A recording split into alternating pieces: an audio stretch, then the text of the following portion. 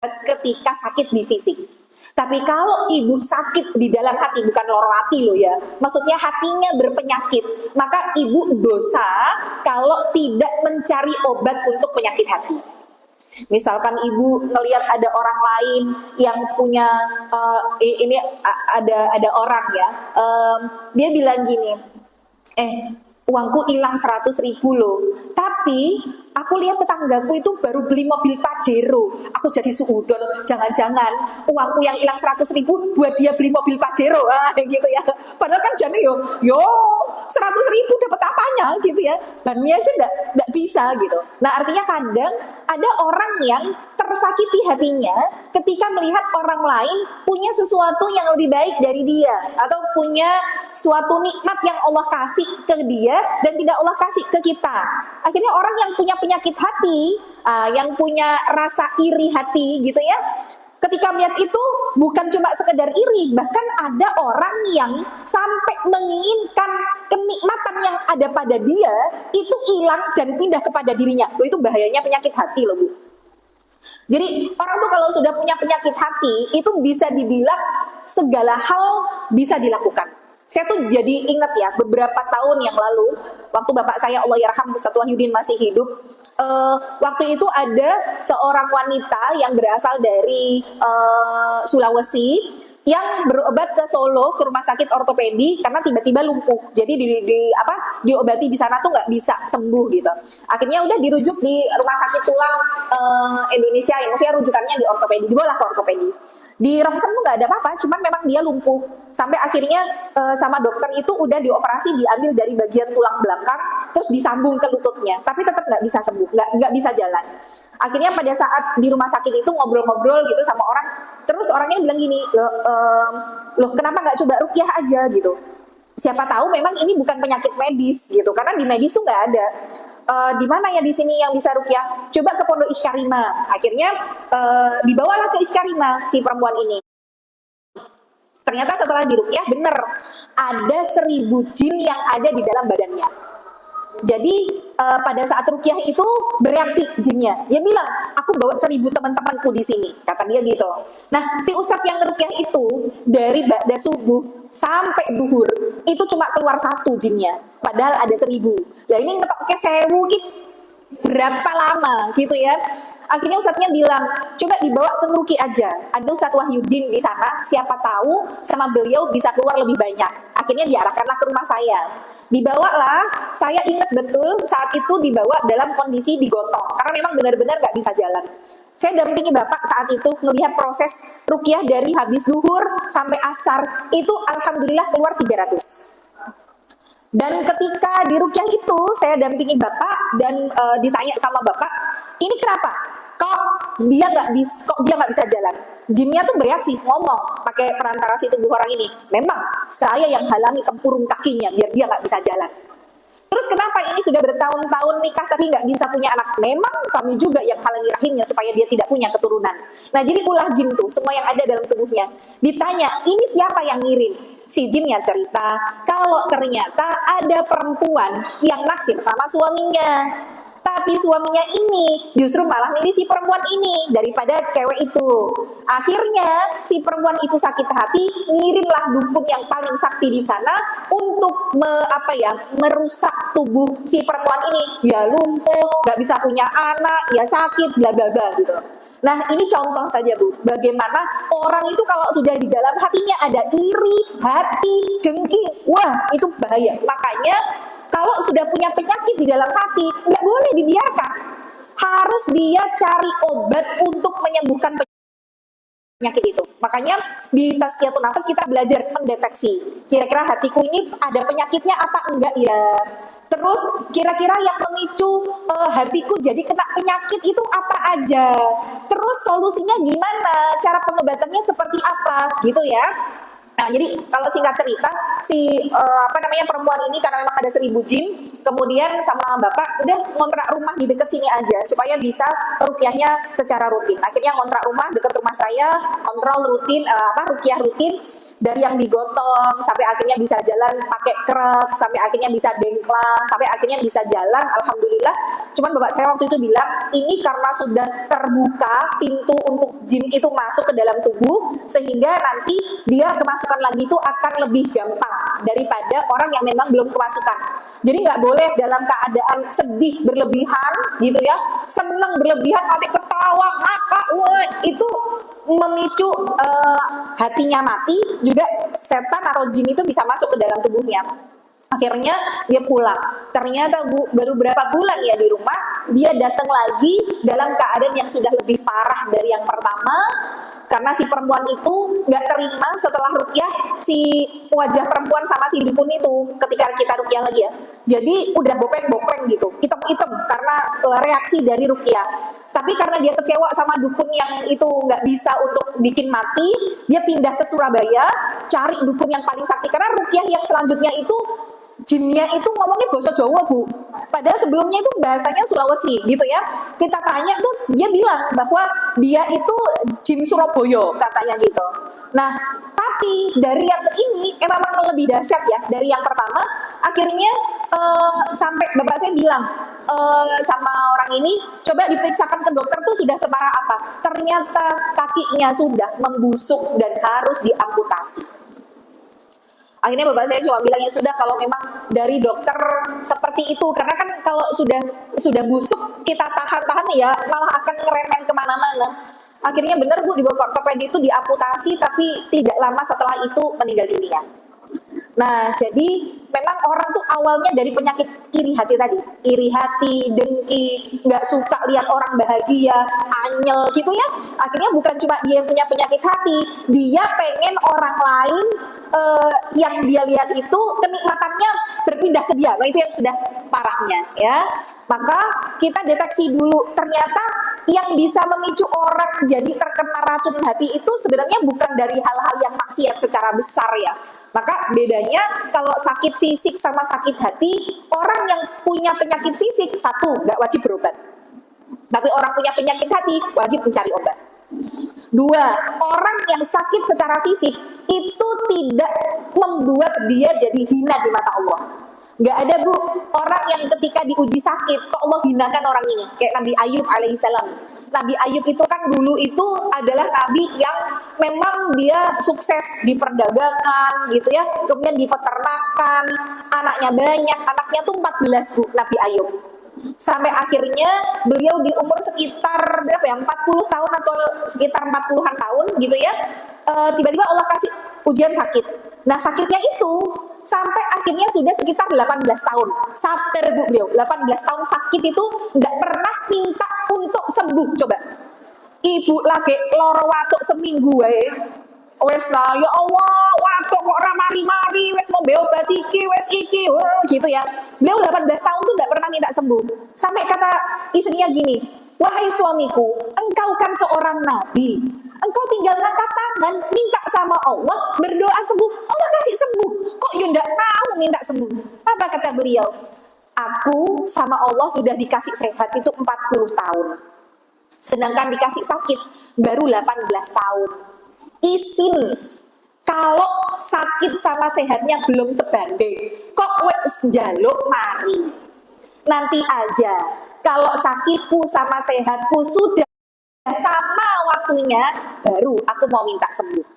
Jadi ngenteni tekan lorone 40 tahun, Bu. Dan bukan cuma sakit, Bu, peternakannya semuanya mati. Hewan-hewannya itu semua mati. Kemudian beliau punya ladang, itu ladangnya semuanya kebakaran. Anaknya 14 mati semuanya. Itu ujiannya Nabi Ayub, Bu. Jadi benar-benar dalam kondisi sakit, nggak punya harta, nggak punya anak, istrinya pun meninggalkan gitu ya. Maka dalam kondisi itu beliau yang tadinya nggak mau minta sembuh, tapi kan beliau sakitnya kayak penyakit kusta gitu. Jadi dagingnya tuh merepeli satu-satu, Bu, dan mengeluarkan bau yang sangat busuk. Maka ketika, nah ini yang harus dipahami ibu-ibu, ketika sakit itu sudah berimbas pada kekhusyuan ibadah, baru beliau minta sembuh. Ibaratnya kayak, ya Allah, aku nih sakit kayak gini, yang akhirnya bikin ibadahku itu nggak lagi bisa sempurna kayak aku sehat.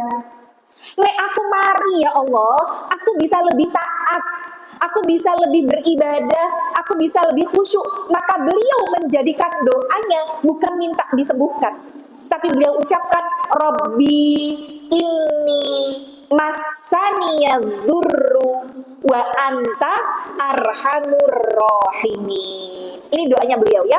Robbi, ya Allah, ini sesungguhnya aku, masaniya dzurru, ditimpa suatu keburukan.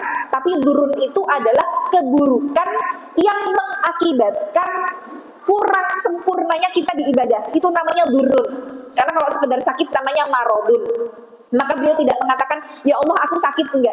Ya Allah aku tertimpa suatu durun, gitu ya, mabarat yang berimbas kepada akhirat. Wa anta arhamur rahimin. Kalau enggak kepada engkau dat yang maha sayang, yang maha segalanya, terus aku mau minta ke siapa kesembuhan ini? Maka barulah dengan doa itu Allah kemudian sembuhkan beliau. Nah ini saya kasih sebuah kunci ibu. Ibu kalau kondisi sakit fisik, pengen gendang mari, ibu kasih alasan sama Allah, nek mari arep ngibadah opo. Nah, itu nanti sama Allah lebih cepat untuk dikabulkan. Jadi misalkan ibu batuk gitu ya, ibu doa, ya Allah, aku kini gak wato, sedino iso nek ngaji etok sak jus. Tapi gandeng watuk ya Allah, lagi sak lembar wae rasane wis ora kuat. Ya Allah tolong sembuhkan, biar nanti aku bisa ngajinya banyak lagi. Nah itu lebih cepat dikabulkan Bu. Jadi ada embel-embel akhirat dulu yang akan ibu tunaikan ketika Allah berikan kesembuhan. Maka begitu Nabi Ayub berdoa dengan doa tadi ya, Robbi inni masaniya dzurru wa anta arhamur rahimin, maka Allah sembuhkan beliau. Bukan cuma disembuhkan Bu, yang tadi hilang-hilang dalam hidup beliau, peternakan, peladangan gitu ya, kemudian anak, bukan anaknya hidup lagi. Tapi orang tuh karena memang Nabi Ayub itu baik, jadi ketika beliau sembuh dari sakit, orang tuh pada datang semua ke Nabi Ayub. Ada yang bawa hewan ternak, ono sing nggawa hasil bumi. Jadi apa yang dikasih ke beliau itu justru dapatnya 2 kali lipat dibandingkan sebelum beliau sakit. Bahkan istrinya yang akhirnya balik lagi itu hamil 14 kali dan setiap lahir kembar. Jadi anaknya beliau 14 meninggal semuanya, sama Allah diganti jadi 28. Itu Masya Allah ya. Ya karena doa tadi, doa itu ya. Nah jadi ini bagian dari kita nih kalau punya penyakit di fisik, ibu tidak harus minta sama Allah disembuhkan. Dan orang yang dikasih ujian sakit fisik itu nggak ada yang di mata Allah jadi hina, nggak ada. Justru kalau dia sabar, itu bisa jadi sarana untuk menggugurkan dosanya. Maka orang yang punya penyakit di dalam hati, nek dia nggak cari obat, dia nggak berusaha untuk menyembuhkan penyakitnya itu, dia akan jadi hina di mata Allah. Justru bahkan orang yang tidak bisa masuk surga karena apa yang bercokol, apa yang kemudian ada noktah hitam gitu ya. Karena sebenarnya kalau kita itu melakukan satu keburukan, hakikatnya hati kita itu kena noda. Jadi ada noktah gitu, ada titik hitam. Nanti dosa lagi, titik hitam lagi. Lama-lama hati yang sudah terlanjur hitam-hitam ya jadi hati yang sakit. Nek ora ditambani, ya akhirnya jadi hati yang mati gitu ya. Maka gimana menghidupkan hati, itu harus belajar dulu apa yang bisa memicu hati itu jadi kena racun. Nah, saya jelaskan dulu dari racun hati, baru nanti kalau misalkan hatinya berpenyakit, menjadi hati yang mati, gimana cara ngidupin hati yang mati, gitu ya. Maka racun hati itu ada 4, Bu. Dan 4-4-nya ini ternyata bukan dari hal yang haram, tapi justru dari sesuatu yang halal tapi dibikin berlebihan. Artinya setan itu Bu, kalau nggak mampu untuk membuat manusia terjerumus ke dalam kemaksiatan, dia berubah strategi. Contoh nih misalkan, ibu-ibu sudah ngaji, Ketika sudah hijrah, sudah ngaji, sudah pakai gamis, sudah pakai jilbab besar, terus digodok karo dangdutan, insya Allah ibu ora joget. Gitu ya. Enek dangdutan, opo malah dangdut koyong ini. Nah, bukan berarti ibu yang digoda pakai dangdutan nggak bisa joget, terus setannya mutung. Oh, kok ora joget meneh to ibu iki bareng ngaji, malah ora seneng dangdut gitu ya. Terus dia angkat koper pergi. Enggak, setan merubah cara gitu ya. Maka dia caranya gimana? Maka kalau tidak menjerumuskan orang ke dalam kemaksiatan, maka dia cara yang kedua mengurungkan kita untuk tidak jadi berbuat baik. Ibu ora maksiat, neng ora sido apik, itu juga strategi setan. Misal nih, ibu mau, misalkan sekarang ada bencana donasi untuk Sumatera gitu ya, di mana-mana galang donasi gitu. Terus bismillah lah, tak donasi nggo Sumatera. Neng ndi yo donasi neng. Wes lah, engko neng pengajian yo enek neng pengajian wae. Nah, ketika di pengajian itu ibu sudah wis bismillah, waktu akeh sithik karena tadi habis lihat berita mereka keadaannya begini-begini, bismillah ya Allah iki duwe duit 400.000 arep tak sumbangke kabeh. Nah, ketika melihat panitianya, mungkin ada orang yang nggak kita suka, terus gaya hidupnya mungkin hedon, dia sukanya beli ini itu ya mahal-mahal, terus akhirnya setan masuk tuh lewat jalur situ. Panitiane kae lho. Mosok kowe percaya karo wong kae, ojo-ojo kok duite ditilep dhewe, kowe kan ra mudeng to. Itu setan masuk Bu untuk goda kita. Ibu memang nggak maksiat, tapi tidak jadi berbuat baik. Yang tadinya sudah mau 500.000, setannya merongrong tadi, terus akhirnya dalam hati, oh iya timbangnya orang tekan kabeh malah ditilep karo panitiane, timbangnya 500.000 aku ra ikhlas, wes sing penting ikhlas 50.000 bae ora apa-apa. Nah, itu strategi setan untuk menggoda kita. Jadi mengurungkan kita untuk tidak jadi berbuat baik. Makanya berapa banyak Bu kita sudah punya niat baik tapi ternyata nggak jadi. Arpo ayo jenguk konco kita sakit di rumah sakit. Iso aku nek dino iki akeh banget acara. Ya wis sesuk yo ra iso sesuk ngene. Ya wis sesuk jola gitu ya. Jadi mau jenguk orang sakit aja. Ya Allah, ketunda sampai pas bisa semua orangnya udah keluar dari rumah sakit. Lah, gek wae arep tak tilii malah wis metu. Ya. Itulah kalau kita nunda kebaikan, ujung-ujungnya nggak jadi Bu. Makanya kalau sudah punya niat baik, go aja. Waduh, ini aku tak sendiri. Ya wes apa-apa, mangkat. Nah, gitu ya. Karena nanti ujung-ujungnya nggak jadi. Setan tuh pinter banget Bu. Ibu udah mau berangkat pengajian aja, ada aja godaannya. Ya. Arep mangkat ngaji, emek moro dayo. Mangkat ngaji, emek telepon suwene ora ram-ram. Mau berangkat, lah kok ndelok cucian piringku kok akeh, bari ki enek tamu sik tak isah-isah sik, akhirnya nggak jadi ngaji. Nah, jadi itu strategi setan yang kedua ya. Dia mengurungkan kita untuk tidak jadi berbuat baik. Nah, strategi setan yang ketiga, apa Bu? Hal-hal yang mubah dibuat berlebihan. Hal yang mubah itu apa? Inilah yang menjadi pemicu 4 racun hati. Jadi 4 racun hati itu terletak pada faktor yang boleh kita lakukan, tapi karena kebanyakan akhirnya jadi meracuni. Apa itu? 1, banyak makan. Nah, itu racun hati ya. Padahal makan boleh nggak? Boleh. Tapi ketika ibu kebanyakan makan, itu meracuni hati. Padahal kita itu sama Rasul bedanya tipis Bu. Beti kita sama Rasul apa? Beda tipis gitu. Apa beda tipis? Iya, Rasul itu sedikit makan. Kalau ibu sedikit makan. Ya. Jadi ibu tadi pagi ya mungkin sudah minum teh karo kemplok gorengan ya. Terus jam 8 wes sarapan. Habis itu berangkat pengajian disuguhi snack. Bariki yo mampir yo bakmi toprak mangan meneh ya. Nanti sampai rumah makan lagi, sore ngemil lagi. Makanya kita itu Bu sedikit-sedikit makan. Bahkan ibu arisan makan, pengajian makan, jalan-jalan makan gitu ya. Jadi semua acara inti itu acara untu. Ya, acara intinya apa? Acara intinya acara untu. Karena untu kan gigi ya. Acara gigi mau yang ngunyah aja ya. Nah, jadi banyak makan itu meracuni hati. Cuma kadang kita nggak sadar. Nanti saya jelaskan poinnya satu-satu ya. 1, banyak makan. 2, banyak bicara. kakean ngomong, itu juga racun hati ya. Perempuan Bu sama laki-laki itu Allah kasih untuk dari segi kebiasaan untuk berbicaranya tuh beda. Kalau laki-laki itu dalam sehari harus mengeluarkan antara 5.000 sampai 7.000 kata. Kudu ngomong 5.000 ngantek 7.000 kata per hari. Nek wong wedok Bu, berapa? Antara 20.000 sampai 30.000 kata per hari. 20.000 ki sing paling pendiem Bu.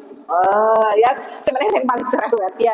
Jadi akhirnya karena kadang 20.000 kata per hari itu kita nggak keluar, oh no, guys yang dikomentari ya. Delok uang neng dalan kayak sopo kudunge oren klambine jambon katoke ijo. Nah ya komentar. Nanti buka WA, lihat statusnya orang, mungkin lagi posting jalan-jalan, posting makan, posting apa, komentar. Hei kuwi neng di resto anyar to, mlebu neng bayar apa ora? Ini nih, komentar lagi ya. Ngelihat anak pulang begini-begini, sih kandangnya ya komentar. Maka banyak bicara itu ternyata bikin racun untuk hati kita ya. Nanti saya jelaskan lagi satu persatu, ini secara gamblang dulu. Ada 4 poin. Yang ketiga, selain banyak makan, banyak bicara, yang ketiga banyak memandang. Banyak memandang itu bukan cuma memandang sesuatu yang haram Bu. Memandang dunia, memandang sesuatu yang halal, itu juga bikin racun. Misalkan, ibu karena gabut itu artinya nggak banyak kerjaan, wis lah leyeh-leyeh, karo deloki status WA-ne uang-uang. Mungkin ada teman kita yang dia sehari-harinya jualan by WA. Akhirnya kalau dia jualan by WA kan story-nya ngantek cilik gitu ya Bu. Karena setiap 5 menit dia update status gitu ya, ngantek cilik gitu. Nah kita nih akhirnya ngeliat statusnya, wih dodolan klambi, apik banget iki klambine gitu ya, wih unyu, ini misalkan ya, dia lagi, tasnya kok apik, waduh mana ini, apalagi akhir tahun biasanya banyak diskonan, wih ini buy one get one free, beli 1 gratis 1, terus begitu. Padahal kan kita memandang tas, memandang orang makan, memandang tempat kalau bahasa sekarang hidden gem gitu ya, memandang tempat-tempat wisata itu kan boleh. Tapi ketika ibu banyak memandang hal-hal kayak gitu, itu secara tidak sadar meracuni hati. Contoh misalkan, ini ada salah satu jamaah kajian saya yang dia itu jadi istri, tapi itu tadi sukanya tuh ngeliatin story dan statusnya orang. Kalau dia ngeliat ada temennya yang misalkan nih, ada tempat resto makan baru di Tawangmangu, terus temennya tuh udah foto di situ, di tempat yang viral itu. Dia begitu ngeliat foto temennya, langsung ngedrill karo bojone, "Mas, temanku loh udah sampai sini, udah foto di tempat yang viral itu, aku nggak mau tahu, pokoknya hari Minggu besok kita harus ke sana, aku harus foto juga di tempat yang sama kayak dia." Ada Bu yang kayak begitu. Jadi suaminya yang sampai mengusahakan nanti ibaratnya jane yo ora iso, ora sempet, ini dia harus, karena apa? Yang dia lihat itu teman yang begini, dia harus seperti itu. Itu bahayanya banyak memandang. Bahkan Bu, kalau bukan cuma sekedar materi ya, banyak orang yang hari ini misalkan matanya terkontaminasi dengan melihat yang haram, atau misalkan lihat anak-anak muda, atau misalkan para istri-istri yang kalau anak muda sekarang tuh mamah muda itu suka nontonnya tuh drama Korea. Nah ibu-ibu kayaknya kalau udah usia segini orang drakor. Nek zaman dulu kita telenovela ya Bu. Kalau zaman dulu ya. Nah misalkan nih orang ngeliat drakor, akhirnya para mamah-mamah muda yang dilihat di depannya itu adalah laki-laki Korea yang tampan glowing putih, itu kan akhirnya di dalam pikirannya, bojoku kok aku iso to entuk bojo koyo ngene, kok ora koyo opa-opa Korea, kan akhirnya begitu membandingkan. Nah, ketika mata kita itu melihat yang kemudian tidak baik, maka konsekuensinya apa? Akan Allah cabut kenikmatan ketika kita memandang yang halal. Nah, ini ada seseorang yang kemudian datang kepada Imam Syafi'i. Kemudian dia nanya, "Wahai Imam, dulu tuh ketika awal-awal nikah, aku mendapati istriku tuh yang paling cantik sedunia. Tapi sekarang setelah bertahun-tahun nikah, kenapa ya? Delok bojoku ki senep rasanya." iki meneh gitu ya, kayak ya Allah kaya ora nek wong liya wae ndelok kok kowe wae to mas gitu ya, kalau mungkin bahasa sekarang. Jadi si suami ini juga merasa bosan dan jenuh gitu melihat istrinya. Akhirnya Imam Syafi'i memberikan nasihat, nanti kamu datang lagi ke sini kalau kamu sudah bisa untuk menundukkan pandanganmu terhadap wanita-wanita yang tidak halal bagi. Akhirnya dia berusaha untuk menundukkan pandangan, menahan supaya tidak melihat hal-hal yang haram gitu ya. Sebulan, 2 bulan, 3 bulan, dia akhirnya bisa benar-benar memalingkan pandangannya dari hal-hal yang haram. Akhirnya datang lagi ke Imam Syafi'i, ditanya sama Imam Syafi'i, sekarang gimana kamu melihat istrimu? Maka orang ini bilang, demi Allah wahai Imam, tidak ada wanita lain di luar sana yang lebih cantik daripada istriku. Nah gitu ya, pokoknya bojoku yang paling ayu sak donya. Nah akhirnya Imam Syafi'i mengatakan, begitulah ketika engkau bisa untuk menundukkan pandanganmu dari hal-hal yang haram, Allah mengembalikan kenikmatanmu untuk memandang yang halal bagimu. Jadi sebenarnya kalau kita melakukan satu keburukan itu ada tumbal yang harus kita bayar gitu ya. Coba nanti dicek, ya Allah aku ki ngopo yo nek ndelok YouTube nganti 3 jam ki iso betah, nek ngaji lagi etok sak lembar wae rasane ya Allah ngantu ram-ram mripatku ki rasane kok wabot. Itu sebenarnya tanda Bu bahwa mata kita itu kebanyakan memandang hal-hal yang haram. Sampai yang halal aja kita nggak bisa merasakan kenikmatan dan kenyamanan. Dan saya kasih tahu, Al-Quran itu detektor yang paling handal buat tahu gimana hati kita. Itu Quran dulu. Jadi Quran itu ngerti orang ini hatinya bersih apa kotor. Maka sebenarnya Bu, ini tamparan keras buat kita. Kalau kita ini kok baca Quran gak betah lama-lama, maaf, bukan ibu yang gak betah lama-lama baca Quran, tapi Qurannya yang gak betah lama-lama dibaca sama ibu. Kenapa? Karena Qurannya milih. Emah, atimu reget, atimu elek, aku ki gur geleme diwaca karo sing atine resik. Dia milih Bu. Makanya memang kalau sudah gitu itu tamparan banget sih buat kita. Ya Allah, Quran, opo aku nek maca kowe kok kanthi mripatku pedes rasane. Ah gitu ya. Berarti kebanyakan maksiat ini matanya, memandang hal-hal yang haram ya. Jadi memang kalau gitu nanti treatmentnya, caranya gimana? Harus dipaksain. Makanya Utsman bin Affan itu, beliau itu Bu punya amal yang jadi favorit gitu ya.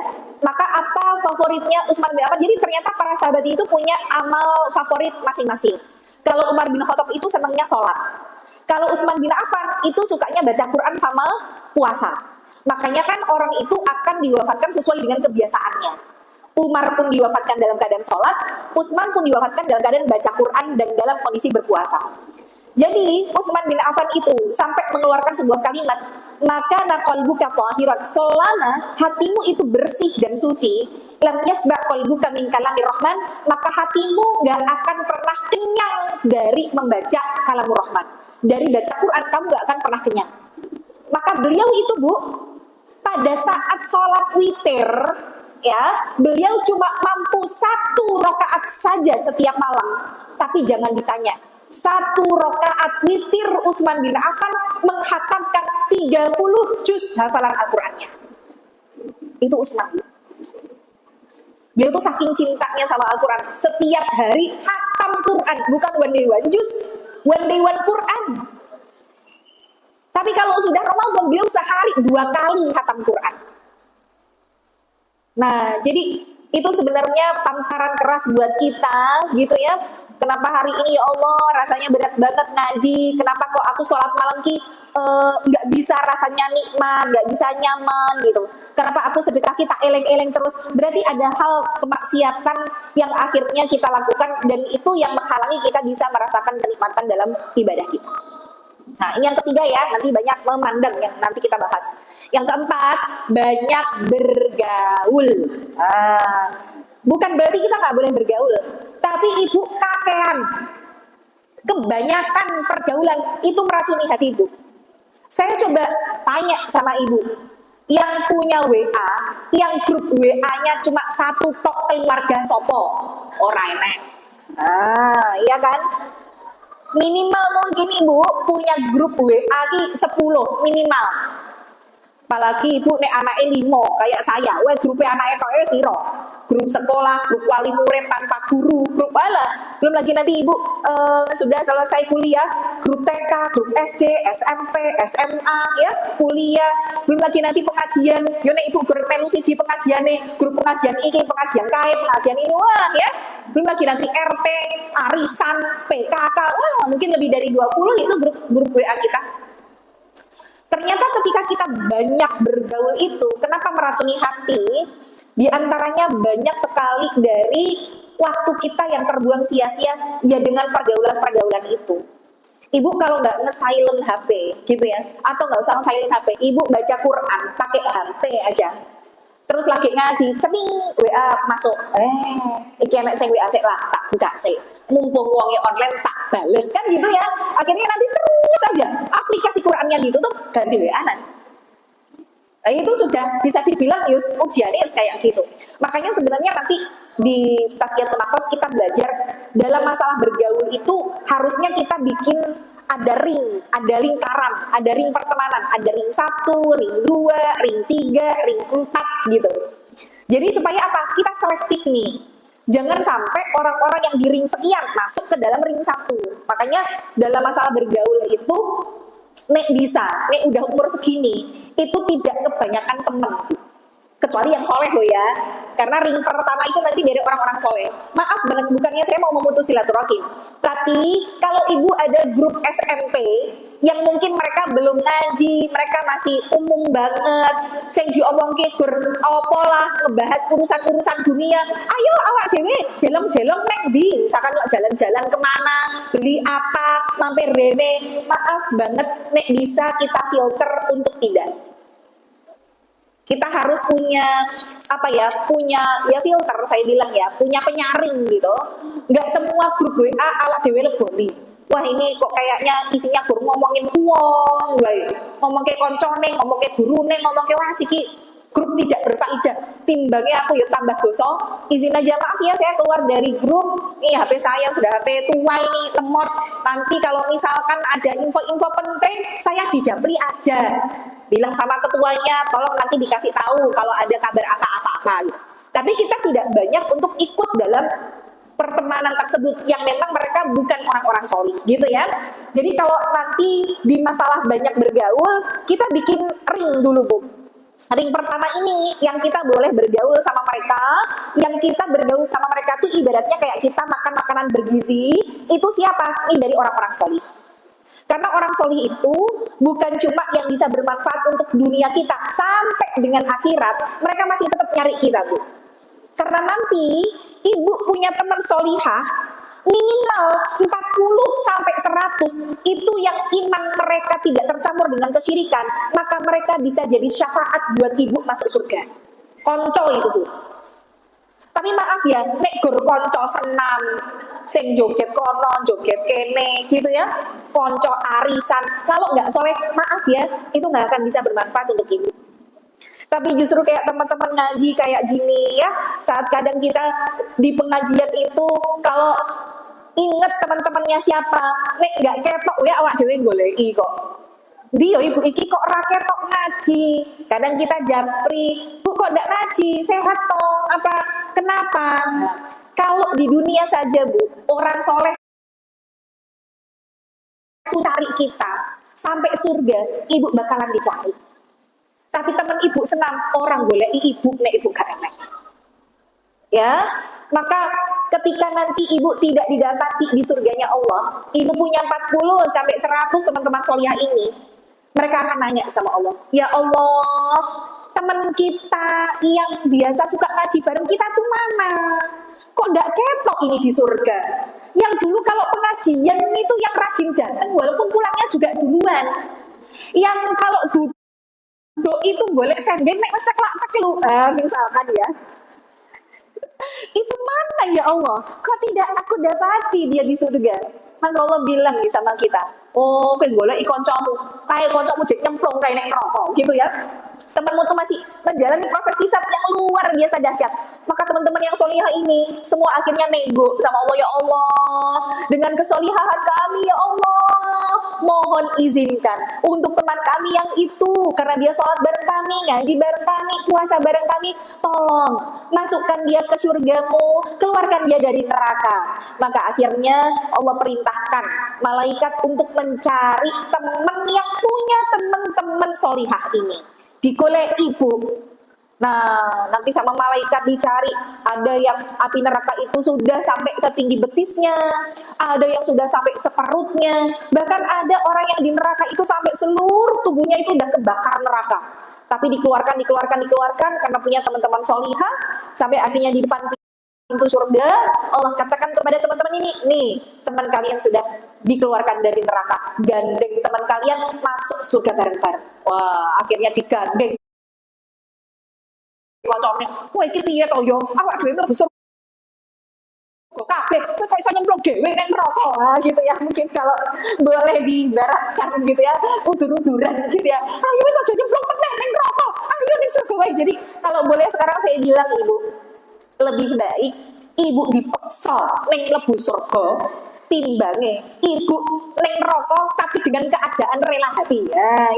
Jadi sekarang teman Ibu yang solihah itu geret Ibu, ayo mangkat ngaji, aku mager banget. Alah orang mager-mager 5 menit tak enteni ngarep omah, kudu wis siap. Ibu punya teman yang kayak gitu, pertahankan Bu. Itu teman yang langka zaman sekarang, yang masih mikirin biar selamat bareng-bareng iso mlebu surga. Teman yang tidak egois, memikirkan keselamatan untuk dirinya sendiri. Kita itu kalau bisa masuk surga bareng-bareng, kenapa harus mikirin masuk surga dewean? Ngono lho. Surga itu terlalu luas kalau kita punya seorang diri. Nek Ibu bisa masuk surga gandeng koncone, sak keluarga, sak RT, sak pengajian, Ibu gandeng semua teman-temannya masuk surga bareng-bareng. Ya, maka kalau Ibu punya teman-teman solihah, ini dijadikan ring pertama. Ring pertama itu artinya Ibu berteman sama mereka.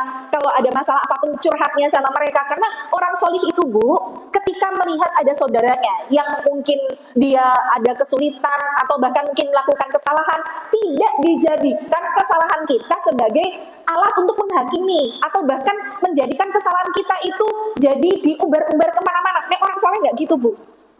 Kita cerita, didengerin, dinasehatin, cari solusi, udah dikit aja, dijaga. Tapi kalau Ibu cerita sama orang yang nggak soleh, wah, alamat. Ketika Ibu bilang, Neng ojo kondo sopo-sopo yo, nah, gitu ya. Nanti temen diceritain, lah iya toh, aku diceritain Ibu iki, Neng aku rai itu kondo-kondo, kok yo kondo sopo-sopo yo, semua begitu Bu. Akhirnya jadilah rahasia umum gitu ya.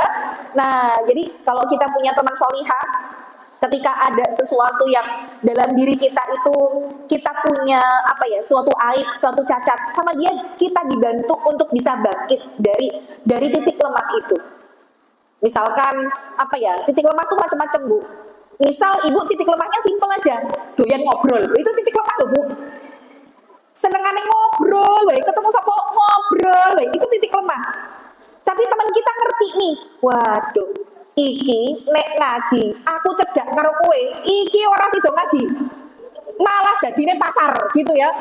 Kadang kan ada orang ngaji, wes, enek kabar apa? Wes, awak dhewe aku yo. Engko ojo wae ning kono yo. Pengajian dimulai, dia juga ngobrolnya dimulai. Bahkan ketika ngajinya ustadzah wes rampung, kuwi ceritane rong rampung, ijek disambung. Yo wis bubar to pengajiane. Ora krasa yo. Yo wis piye? Rong rampung lho awak dhewe sing cerita. Yo wis bareng awak dhewe wae ning mangan es ning kono yo karo lanjutke. Lho aja Bu yang kayak gitu ya. Jadi habis pengajian masih lanjut part keberapa gitu ya. Episode keberapa gitu. Nah, kalau orang yang sholih, dia akan ngerti gitu. Ini titik lemahmu ki ngobrol. Wes awak dhewe nek ngaji ojo amor. Engko ora sido ngaji. Kowe ning kono, aku tak ning kene. Engko nek bareng ngaji ra apa-apa. Jadi orang yang sholih ngerti titik lemah, tapi tidak dibiarkan kita stagnan atau berdiam di titik itu, kita dibantu untuk bisa keluar dari titik tersebut, gitu ya. Maka dalam banyak bergaul itu, nanti kita bikin ring pertemanan. Satu, orang-orang sholih, ini yang kita boleh gaul sama mereka dalam keadaan apapun, gitu ya. Tapi ada ring kedua itu diibaratkan seperti kita minum obat. Maksudnya gimana? Ya kalau sakit diminum, kalau nggak sakit ya ibu jangan minum obat, nanti overdosis gitu ya. Nah, orang dengan ring kedua itu adalah orang-orang yang dia mahir dan punya expert atau punya apa ya, punya kelebihan dari segi duniawi, tapi mereka bukan orang soleh. Contoh misalkan ahli bisnis, dokter, temen yang dia pinter untuk apalah ya, usaha dan sebagainya. Kadang nih orang itu tadinya nih misalkan ibu mau buka usaha kafe misalkan, terus ngelihat teman kita kok sudah berhasil nih di usaha kafenya, akhirnya kita berteman sama dia untuk mengambil ilmu, tapi karena sering ketemu lama-lama yang harusnya ring kedua, harusnya tuh kita dapat share ilmu, kita dapat manfaat, udah. Tapi karena orang keseringan ketemu, yang harusnya ring 2 masuk jadi ring 1.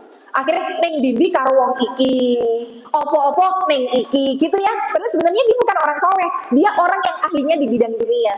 Akhirnya karena ring 2 masuk ke ring 1, kita dari segi pola pikirnya ngikut kepada apa yang dia biasakan. Karena dia orangnya duniawi banget, akhirnya kita jadi mikir, kita jadi keikut. Oh, senengannya nongkrong neng kafe. Oh, senengannya nek nganggo klambi ki sing bermerek. Oh, nek misal kayak ini jalan-jalannya ke sini. Nah, akhirnya ngikutin gaya hidup itu. Ini yang salah. Karena yang saya perhatikan banyak yang seperti itu. Saya cuma sampaikan misalkan nih dalam masalah sekolah saja, kan banyak ya misalkan orang tuh jadi akrab gara-gara sama-sama wali murid gitu ya. Padahal wali murid ini kan backgroundnya macam-macam, nggak semuanya juga orang solih. Tapi karena keseringan ketemu, akhirnya jadi akrab. Nah, wali murid ini terkadang tergantung dari mana kita menyekolahkan. Karena yang saya lihat misalkan ya di Solo Raya, memang yang namanya sekolah itu punya pasar masing-masing, saya bilang. Kalau misalkan kita bukan masuk di pasar itu, nggak usah ngikutin pasar itu. Misal nih, di Solo Raya tuh ada sekolah yang memang dia untuk orang-orang kaya gitu. Sehingga mereka menyekolahkan bukan cuma biar anaknya pinter, seolah-olah nek nyekolah ke anak neng kono, weh sekolahnya neng kono, larang loh, ngene. Akhirnya kan niatnya juga sudah lain. Nah, kita nih yang kemudian pengen dianggap sebagai orang yang ada, masuk ke circle itu, masukin anak sekolah di situ. Nah, ini karena saya berbicara karena ada kisah gitu ya, ada cerita. Jadi di Solo Raya, anaknya sebenarnya juga orang yang biasa-biasa aja, temennya yang lain diantar pakai mobil, ibaratnya Alphard, Pajero gitu-gitu ya, dia diantarnya pakai mobil box, karena memang orang tuanya usahanya dagang gitu. Tapi dia pulang sekolah itu mutung, ngambek, besok nggak mau sekolah lagi. Kenapa? Karena dibully sama teman-temannya gara-gara diantarnya pakai mobil box. Akhirnya dia ngedrill ke orang tuanya, nggak mau, harus ganti mobil. Temanku nggak ada yang mobilnya kayak gitu, harus mobilnya minimal ya, minimal mungkin Avanza, Xenia, yang ini. Kalau nggak gitu nggak mau sekolah. Nah, ini nyata gitu loh. Jadi saya bilang bahwa kalau kita memang tidak masuk dalam itu, nggak usah ikut-ikutan yang pengen seperti itu, karena gaya hidupnya nanti akan masuk Bu ke kita. Ya, ini banyak banget ring kedua akhirnya jadi ring pertama. Jadi ya sesuai dengan yang penting kita cari orang soleh saja lah. Jadi kalaupun orang soleh mau sekaya apapun, ya dia tetap zuhud gitu loh. Zuhud itu artinya dia mampu meletakkan harta itu sekedar di tangan, tapi tidak masuk ke hati. Tapi orang miskin yang nggak zuhud yo banyak. Ibaratnya orang sing ya saya jadi ingat kasus beberapa bulan yang lalu ada seorang wanita yang dimutilasi sampai 554 bagian. Nanti cuili. Pertama cuma ditemukan 65 potong. Ternyata begitu dicek ada 500 bagian tubuh yang dipecel-pecel itu. Nah, melihat dari postingan yang kan guru pacarnya sendiri, mereka sudah hidup serumah tuh selama 5 tahun. Padahal mereka mondok di pesantren yang sama, pacaran, terus habis itu waktu kuliah milih ngekos bareng, bilangnya sama bapak kos mereka nikah siri, padahal ya pacaran. Nah, si perempuan ini yang dibunuh itu gaya hidupnya tuh hedon banget ala anak-anak muda sekarang. Jadi HP harus yang bagus, makan harus di resto mahal, bla bla bla ya. Karena si pacarnya ini nggak bisa ngikutin gaya hidupnya, nuntut terus menerus. Akhirnya waktu dia minta apa, udah nggak sabar, ditusuklah dari belakang, dibunuh terus dipecel-pecel. Ternyata yang menampilkan gaya hidup selangit itu dari TikToknya, dari apa kan kelihatan gitu ya, wah HP-nya sekian, ternyata bapaknya cuma tukang jualan sempol. Sudahnya wong desa, dodolan sempol, nganggo gerobak, membiayai anaknya, dikira anaknya bener sekolahnya, ternyata begitu. Nah ini loh Bu, banyak sekali. Karena apa ya, pergaulan tadi akhirnya bikin menjadi sebuah gaya hidup. Nah makanya dalam ilmu tazkiyatun nafas tuh belajar banyak hal ya. Jadi tadi dari banyak memandang, itu banyak bergaul, itu juga bisa meracuni hati. Nah ini pembahasan tazkiyatun nafas juga panjang sekali ya. Itu saya belum bahas satu persatu. Banyak makan yang harusnya tuh gimana? Banyak makan itu maksudnya porsinya, apa jumlahnya, apa jenisnya. Nah itu nanti insya Allah saya bahas satu persatu ya. Ini mungkin sebagai prolog bagaimana menghidupkan hati, tapi harus tahu dulu apa yang menjadi penyebab dari hati itu sakit, dan akhirnya hati yang sakit ketika dibiarkan menjadi hati yang mati, baru nanti kita belajar gimana cara menghidupkan hati yang sudah terlanjur mati ya. Barakallahu fikum. Mungkin ada yang mau bertanya dari ibu-ibu sebelum saya cukupkan. Sudah di jam 11 lebih 10 menit.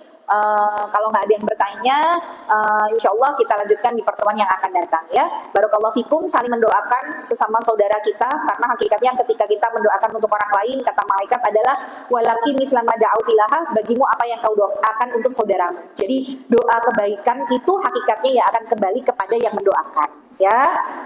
Jazakumullahu khairan atas waktunya. Wabillahi taufiq wal hidayah. Wassalamualaikum warahmatullahi wabarakatuh.